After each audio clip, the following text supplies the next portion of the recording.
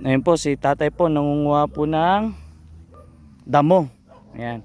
Tay, marami nagsabi yan daw po ay Chinese kangkong. Totoo po ba yan? Hindi po. Oh, hindi po Kasi, totoo. kasi yung Chinese kangkong po, yung tinatanim dyan sa kwan, sa may walang tubig. Oh, yan po ha, nililinaw na po natin. Iba po ang Chinese kangkong sa larang dapo. Saka mas masarap ang larang dapo, di ba tay? Ano tayo masarap? Chinese kangkong? Ito kasi, Oh, di ba? binuburo pa nila. Binuburo pa yan. Ngayon, ang ipakikita ko sa inyo Parang kwan siya. kung paano magburo. Parang mustasa. Ano, ng pagbuburo nila. Yan. Ito po yung itsura ng larang dapo. Isang uri siya ng damo lang. Yan po. Yan. Isang uri lang siya ng damo na makikita nyo sa bukid. Yan. Namumulaklak din yan. Kaso wala yata eh. Meron na. Ah, meron po. Meron. Bulaklak. Maganda bulaklak niyan. Ito po yung larang dapo oh.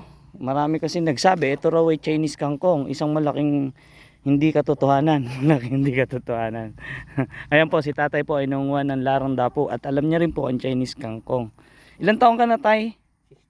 63. 63. Ang dami dito tayo. Ganyan po kakapal ang Kaya ano, Chinese kangkong. Ayan lang oh, 'di ba? Napaka basic kunin. Ang lambot.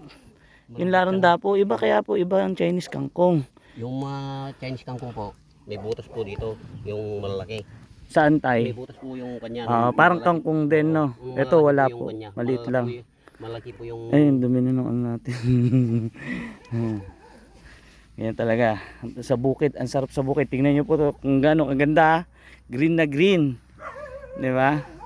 Kung kayo papipiliin tumira dito, tsak na pipiliin nyo manirahan dito eh. Dahil presko at tahimik, di ba tay? Tingnan nyo, ang ganda ng lugar. Oh. Paikot yan.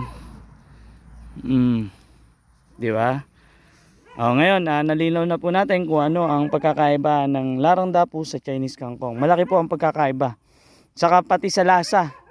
Ibang-iba po ang lasa ng larang dapo. Sa mga nagsabi po na Chinese kangkong, ang larang dapo, ayan, huwag nyo pong husgahan yung larang dapo. Yan po ay ginagawa pa damo. nila dito, sir, kwan.